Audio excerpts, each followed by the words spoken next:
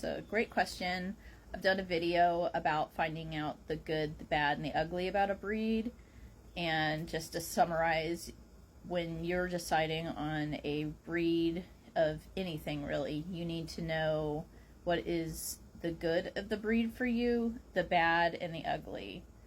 So something that may be great for you may not be great for somebody else, so you need to find that out for yourself. Make a list of traits that you want in a breed and you don't want in a breed, and that will definitely narrow it down.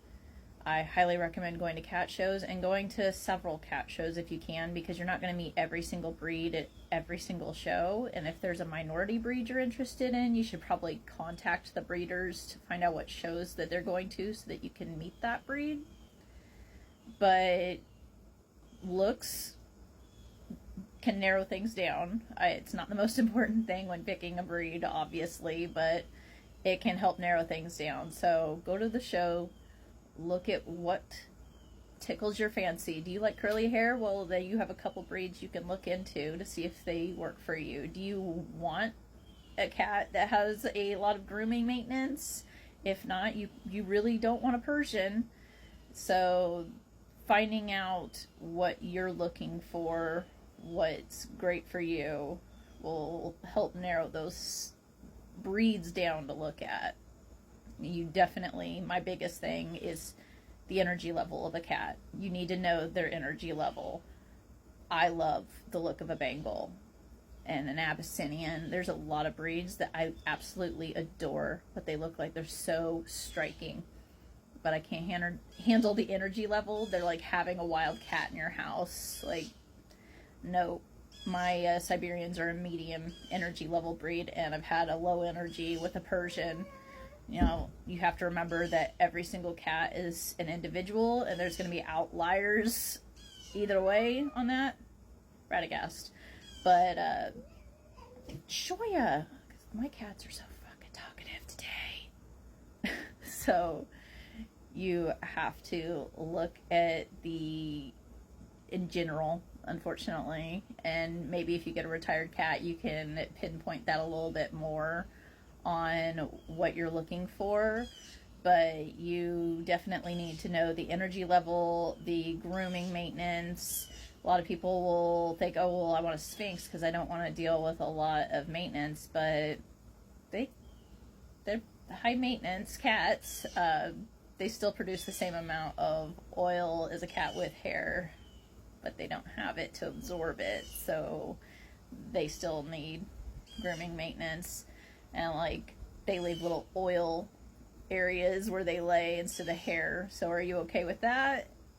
Those are things that you have to find out about the breed. So going to the show, talking to the breeders and the people showing those cats, listening to the judges talk about the breed can help significantly narrow it down.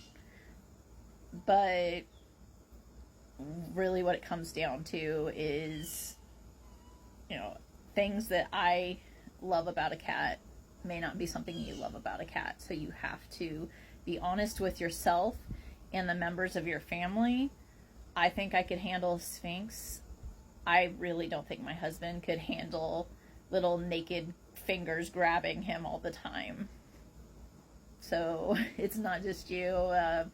Do you have a dog that's very prey driven and is going to chase a cat? Well, then you need a cat that can handle that. So you have to be really honest with yourself and your family and potential future family. Are you going to have children? So if so, you need to have a cat that's going to be able to handle that, because this could be a 20-year commitment. You need to think about that when you're choosing your breed. Is this going to work for me now, and is this going to work for future me and my family? There's some things that you just can't predict. I'm a widow, I would know. There's some things you just can't know, but for certain things, so you should account for that when you're picking your breed. But the biggest thing is just getting out there, meeting all these different amazing cat breeds in the world. I have met breeds that I never thought I would meet at cat shows. I have a friend that has a Carillion bobtail, and every time he shows, he's like guaranteed an award because there's so few of them. I've been to a show where they had two male calicos. It happens 1 in 3,000 cats that you have a male calico, and I went to a show that there was two of them. Like, cat shows are where it's at. It's great people, great cats, and it's a fun time. So that is where I would start in your journey to figuring out what breed works for you.